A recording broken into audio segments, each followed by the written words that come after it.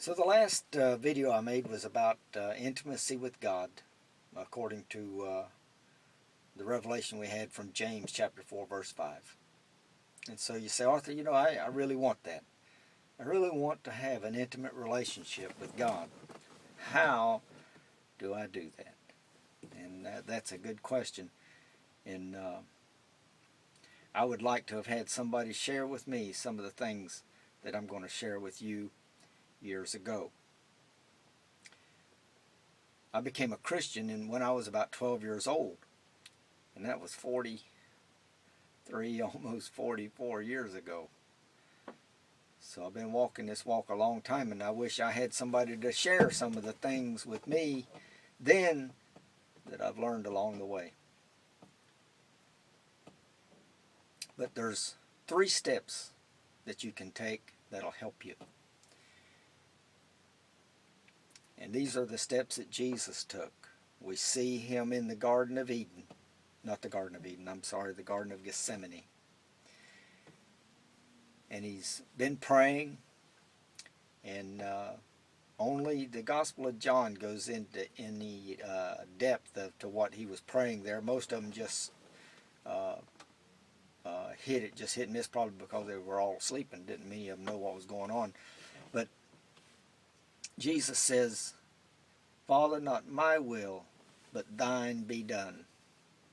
And that's the first step, is we surrender our will to God's will.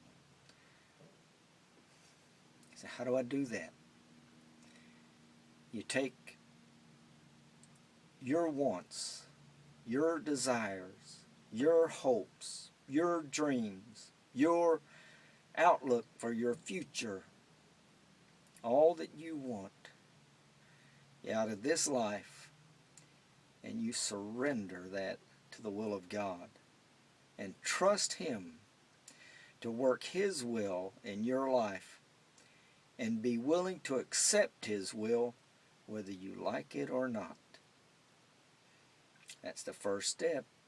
Can you receive God's will and die to your own will? First step. You got to go there. So if you're willing to do that, then you get before him and you tell him that. I surrender all of my hopes and dreams for the future to you, and allow you to work your will in my life. The next step is surrender. You come to him and you surrender. Or I'm sorry, sacrifice. You come to him and you sacrifice. You sacrifice your mother, your father, your brothers, your sisters, your children, all that you own, all that you'll ever possess, all that you are, all that you'll ever be. You put it on the altar as a sacrifice to God. You say, I don't know if I can do that. Well, then you can't go any further. See, Jesus said, if you love mother or father or sons and daughters more than me, you're not worthy of me. So this is another step into intimacy with God. Do you want God more than you want anything else? See, he said, seek me and you will find me when you seek me with all of your heart and with all of your strength. It'll cost you. Intimacy will cost you. And so, having done that, we do what Jesus did. We wait. You see, once he had surrendered his will and sacrificed his life, he waited. He waited for 3 days and 3 nights in a dark place, in the place of the dead, where there was no life. And he waited for resurrection power to pierce the darkness. And when God's resurrection power hits your life, and hits your body and hits your soul and hits your mind, what is raised will be far greater than you could have ever hoped or imagined.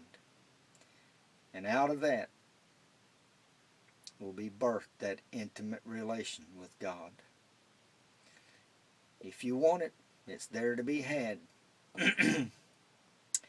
But you'll have to go the way of the cross. There's no other way. He said, wide is the gate and broad is the way that leads to destruction. And straight is the gate and narrow is the way that leads to eternal life. Few there be that find it. God bless you.